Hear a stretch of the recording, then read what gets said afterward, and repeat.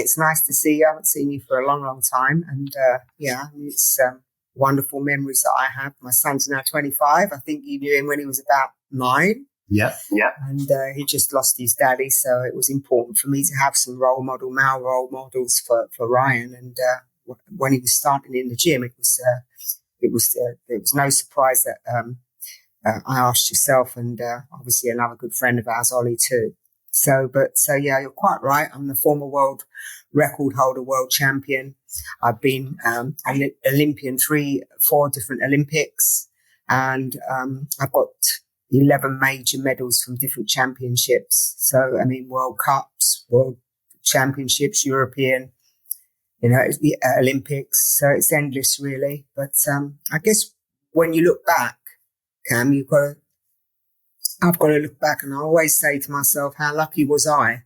Because, I started my life in a series of children's homes for the first 14 years, having been abandoned as a baby.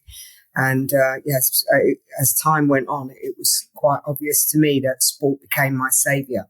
I really enjoyed being able to roll my sleeves up and get stuck in, both whether it was playing hockey, netball, and indeed athletics. So, that's where I found myself. And at the age of 11, I can recall the chance meeting that I had with what is now my foster care parents, Margaret Whitbread and John Whitbread.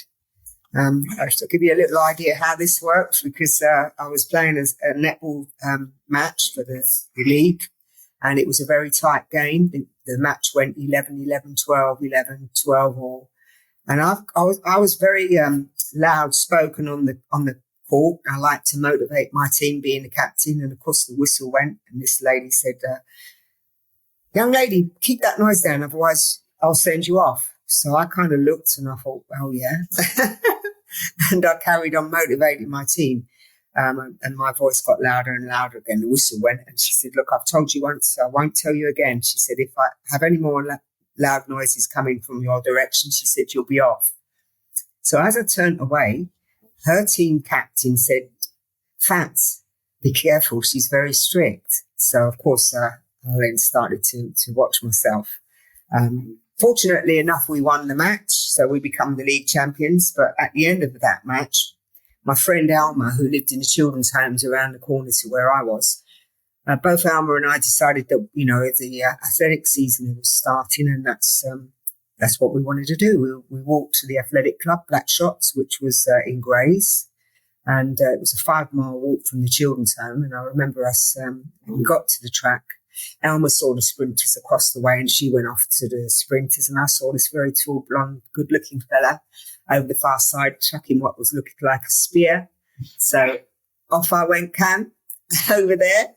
And when I got over there, I picked up what was the javelin, and I got told by him, oh, you're not allowed to pick the javelin up. So with that, he asked the shot put coach, Jack Grinney, to look after me until the javelin coach came. So Jack took me across to the stand, and I sat there waiting. And then Jack said, oh, here comes the coach. And this mini pulled into the car park. And as this person got out of the car and started walking across the field, I sort of double taped and double looked. And I thought, oh no, it's that same woman who told me off on a netball court.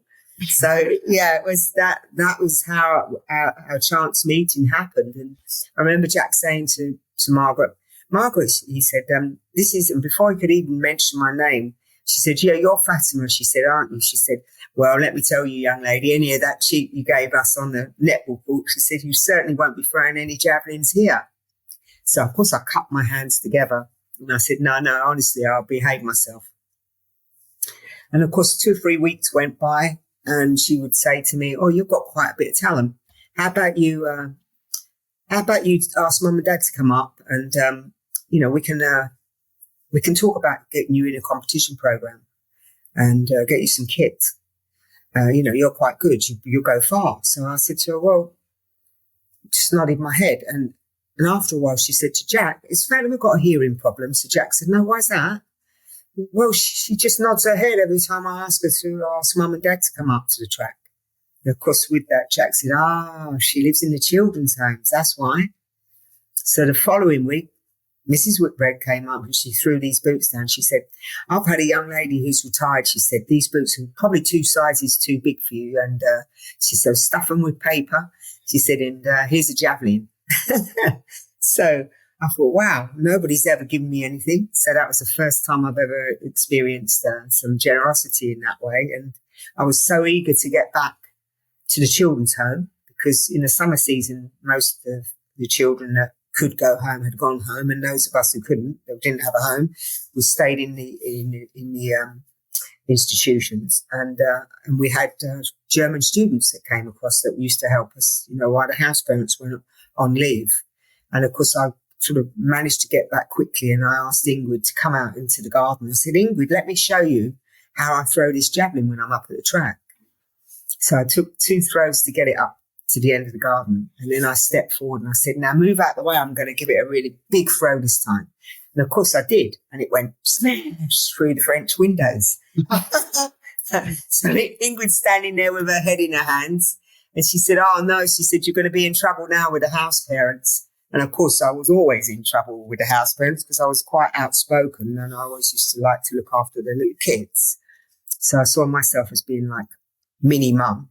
And, so as soon as they came back, I got a month's ban from going to the athletic club. And then I got a message come back through one of the Mrs. Whitbread's team captains in one of the sports. And she said, oh, Mrs. Whitbread thinks you're bunked off with the javelins and sold them. And you're not bothered about coming back anymore. So I said, I couldn't have this. So I got up at 2:00 one morning in a children's home. And I went downstairs and went to the bureau and I pulled out in my ignorance an airmail envelope. But I said, dear Mrs. Whitbread, sorry, I can't get to the track. I smashed the windows. But one day I'd like to be the best javelin thrower in the world. And I stuck it down and I put Mrs. Whitbread St. Chad's School because that's where she was. And I stuck it under my arm. And when I went out the door that morning, off we went and I posted it through the post box. But it took Cam probably about 2 weeks. I thought, no, she's not got it. It's not reached there. But then I heard when I was playing in the garden, I heard the house auntie saying, no, she's been really naughty. She's not allowed out, blah, blah, blah. But Mrs. Whitbread must have been quite convincing and very, dogmatic about it because in the end I ended up going back to the track within a week. And, after that, she asked me, would I like to go back to see the family, have tea with them, which I did. And then during that summer season, she also asked me if I wanted to stay for a couple of weeks with the family. It was fantastic that fate had it. In the end, she asked me, and so did my dad, my adoptive dad, would I like to be a part of the family? And of course, my brothers, Greg and Kirk. Greg was only 4 and Kirk was 2, so they only ever really knew me as Big Sis. Yeah. And the funny thing was, they used to say to my mum, Margaret, "Oh, when's Fatima going back? Are you taking her back to the shop? Why can't we? Why can't she live here?" Yeah, exactly. So that's the story, in as much that the chance meeting that I had in sport, and sport, as I say, was my saviour, and it so happened to be my chosen career. And and Mum and my mum was my coach too. I mean, when I first started, my mum was, when I lived with the Whitbreads, she was trying to put me off of doing javelin. And she said, there's a lot of hard work involved. So I said to her, yeah, but that's what I like. That's me. That's what I enjoy doing. Sport was my saviour and I still want to do it. And of course, we worked exceptionally hard. And it took me, 12 years before I won my first major title. Right. In 1979, European Junior Champion in Bydgoszcz, Poland, which was the first female or male athlete to ever win a throws event for Britain. And of course, as each year went by, I improved. But in 1986, I became, in the qualifying round, broke the world record. And everybody said, oh, you got the wrong day. Nobody's ever broken the world record in the qualifying round and then gone back the next day and won. But you see, for me, it wasn't about that. It was a journey. I was excited about the prospect of going back the next day and trying to improve. My horizons were so high. I wanted to be the first woman to throw over 80 meters. So, I've broken the world record, which was 76. And I've thrown 77.44, which is for anybody that is 285 feet can. But if you look at football pitch, which most people can relate to, if you stand at the back end of a football pitch and look down to the penalty area at the other end, that was the distance I threw into the penalty area. So it's quite a long way. And of course, the next day, I went back and I broke the old world record again and lifted the gold medal. So it was a victorious championships for me. I became a European champion, and in the year after that, in 87, became Britain's sole gold medalist in the World Championships in Rome.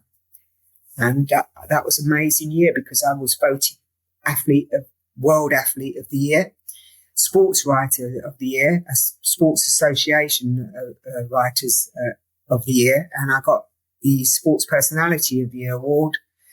Back then, they had ITV had a Panasonic award, so I had that. And to top it all off, I got the BBC Sports MBE given to me by our late Queen. Wow. So that was a very memorable year. For me, it's all about, this is who I am. I love training, the hard work. I'm like sponge to water. I'll suck it all up. And I often, when I talk to the kids, one of the most important things is for me, it's not just about the winning, the medals.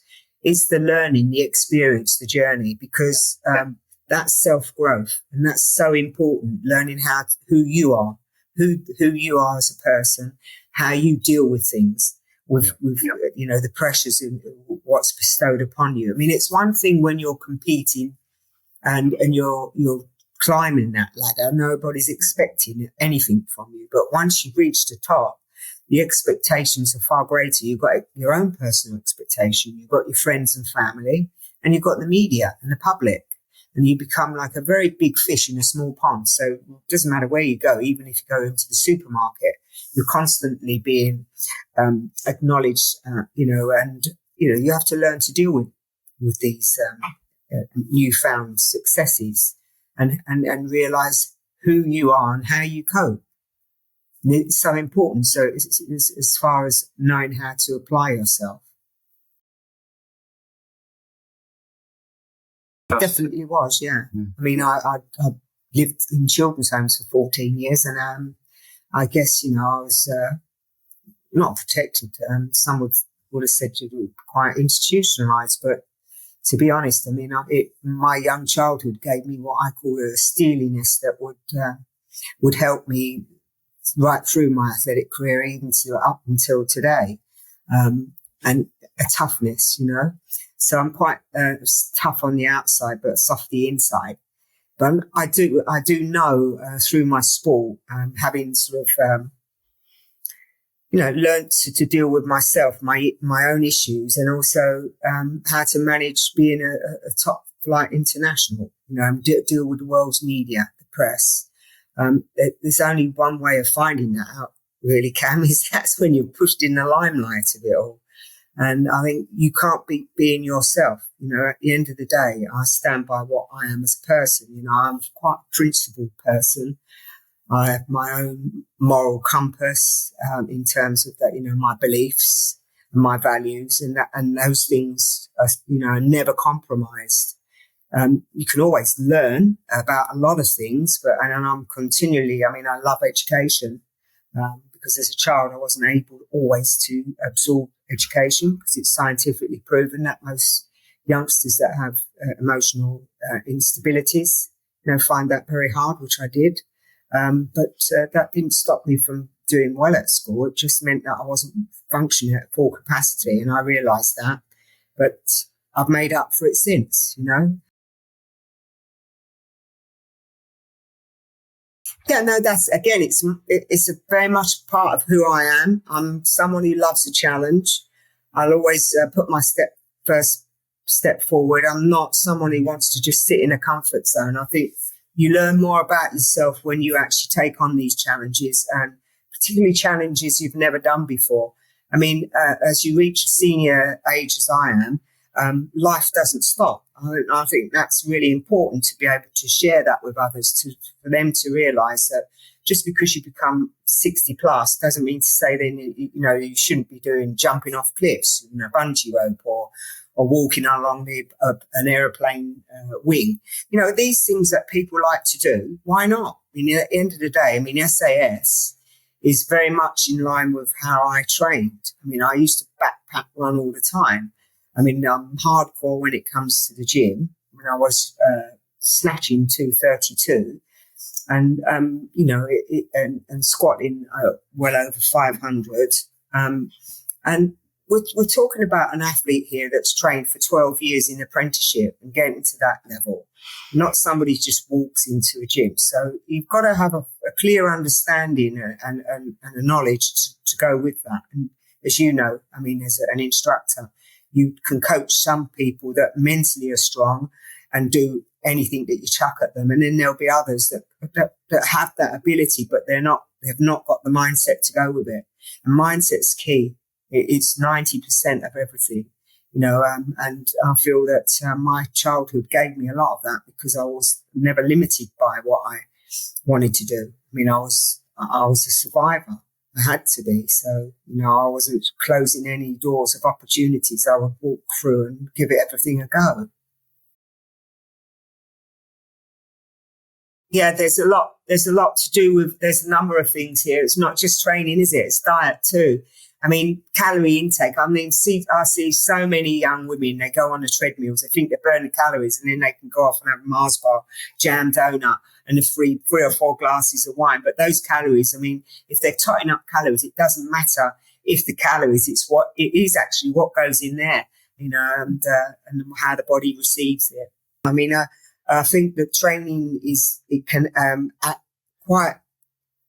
can help your fitness levels and it can help your cardio system. But as far as balancing a good lifestyle balance with work, play, obviously with what you eat and drink, I mean, it's so important in moderation. I mean, if you're excessively drinking all the time, I mean, sugars is a really bad poison, as we know. I mean, I like my jam donuts, so I mean, I do eat them, but not excessively. So, but I notice the difference when I don't eat a good diet. I don't feel right. I'm not performing well. And psychologically, that's also the case. It can have an effect on your mental well-being too. And I don't think a lot of people take a lot of notice of that, and they should. There's plenty enough podcasts out there that they could listen to. Tim Spector's one of them. Yeah. And they could learn a whole lot more and help themselves, because that's what life's about, sharing that emotional intelligence and making sure that you get the optimum amount out of what you've got.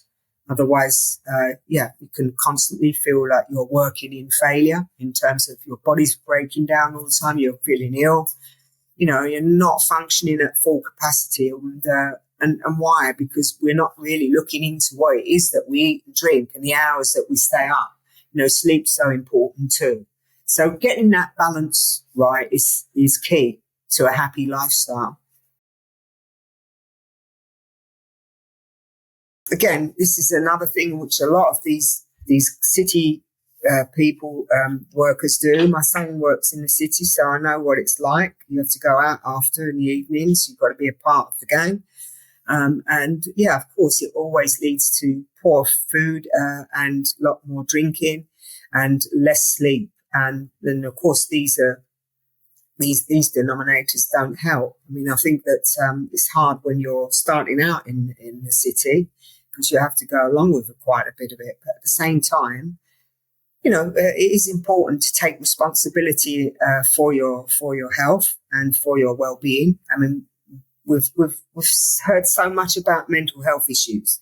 I mean, we need to look at this in a small way, because if you're training and you want to be the world's best athlete or sports person, you'll go to the gym, you do the physical work.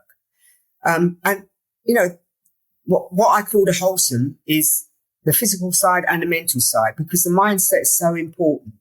So you've got to get that right. And if you're carrying issues and you're not dealing with them as well, they can hold you back.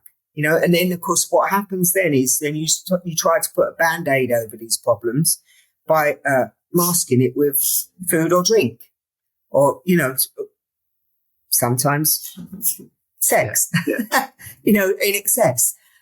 Each of us are different, so it's a question of learning about yourself and trying to get that balance right for yourself, and then obviously you perform better. It's really simple. It's not difficult. It's science. But I'm very aware that a lot of people just getting out of bed in the morning can be a problem. Obviously, but there's two areas here. One is to show. If you're showing, at least then you're able to get that routine. And routine is key, because without a routine, you're not going to be able to perform. You're not going to take up on the exercises, whether it be getting up and taking the dog for a walk, because it's about movement really more than anything.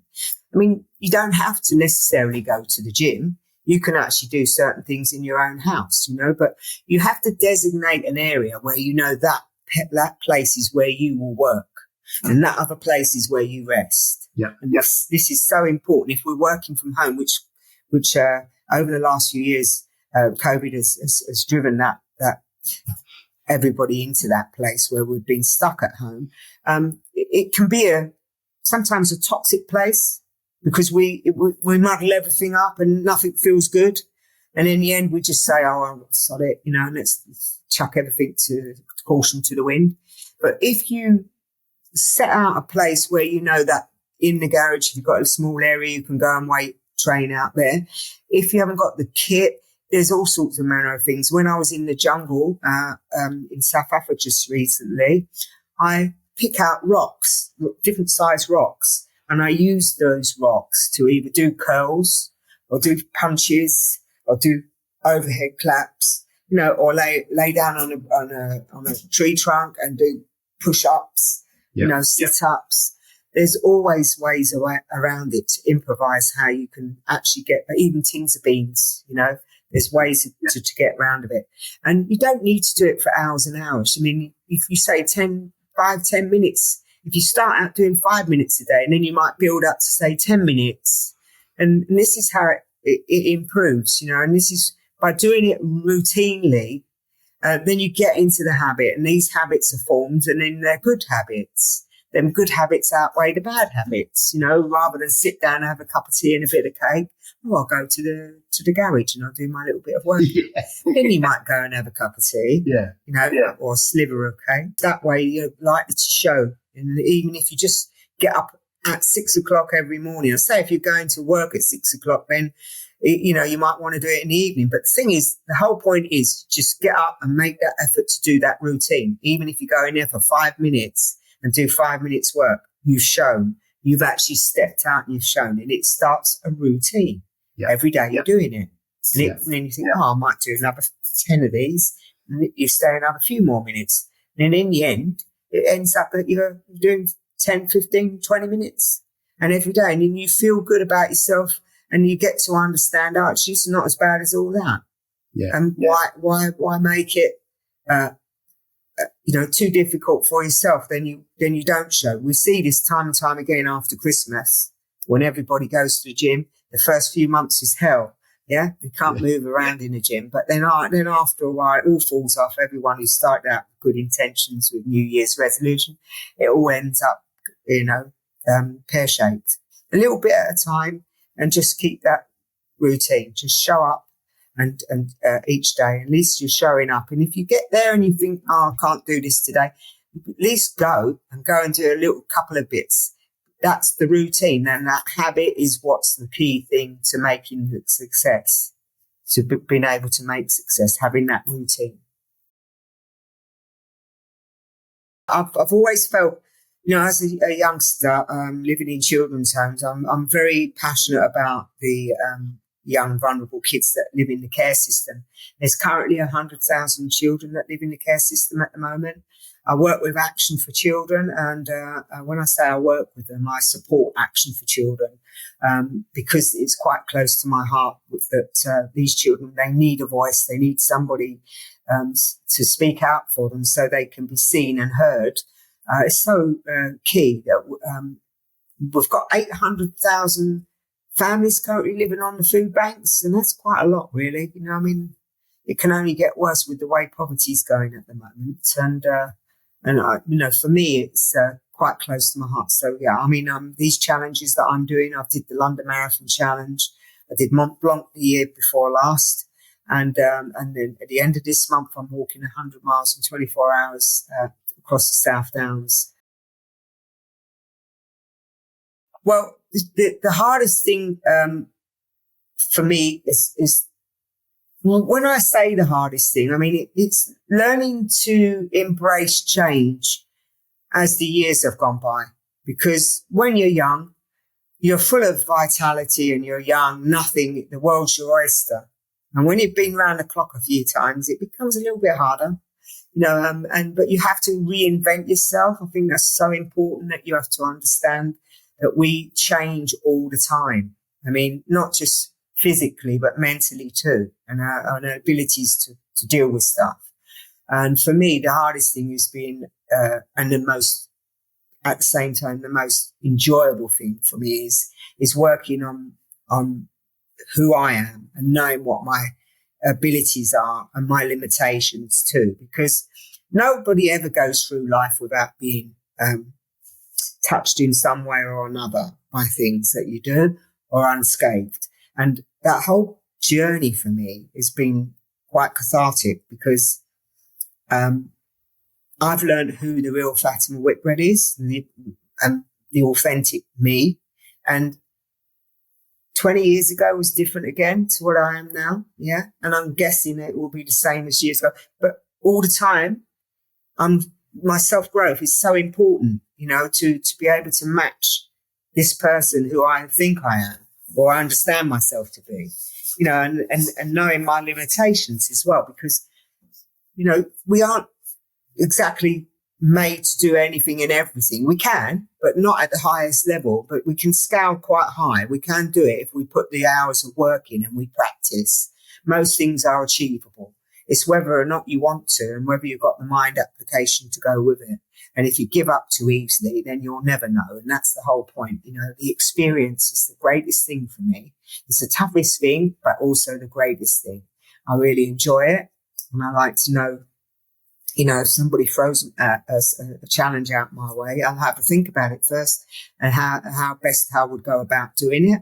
And then I would try to apply myself. I'd find the ways that you need to train and educate yourself to learning.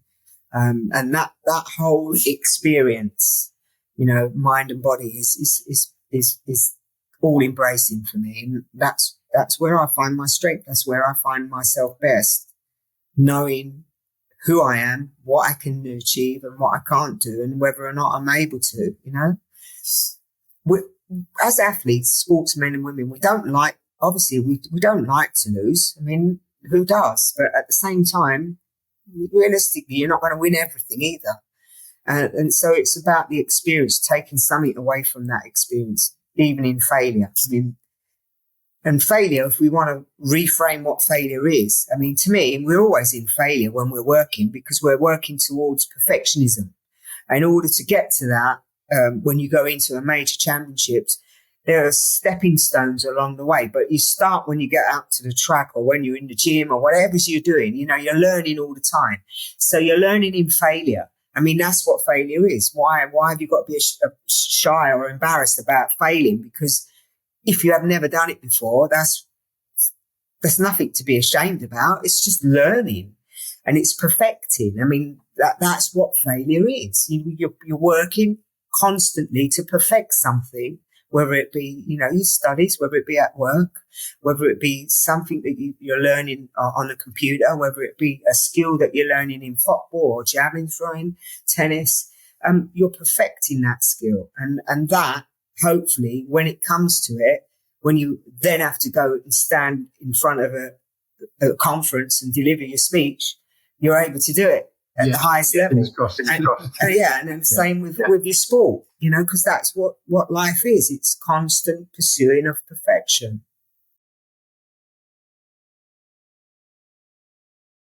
Well, I always Cam, I've always written a daily diary. I journal. I love journalism. Yeah. I mean, I've got behind me, there's a desk.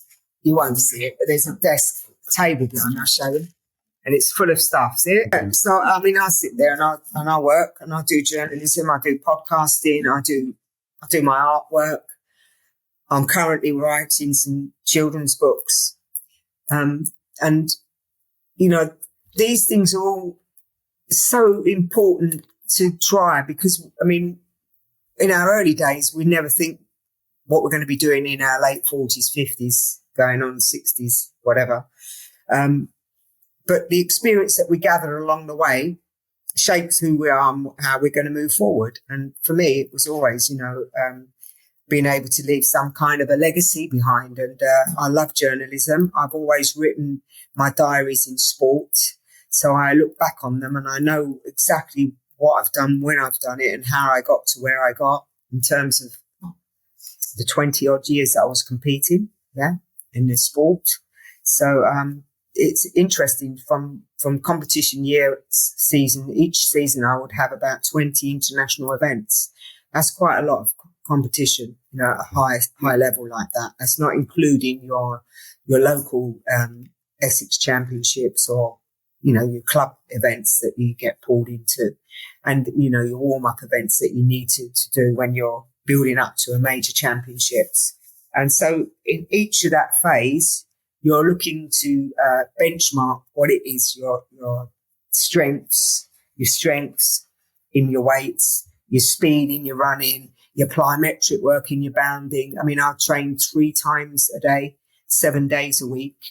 That's quite horrendous. It was 5:30 in the gym, and the gym wasn't these fancy gyms we have now. I mean, it was a shed, and in the shed, you know, it was just wide enough to be able to do a snatch and a jerk. There's no room for failure. You've got to be precise, and that's what's good about it as well. You have to be precise.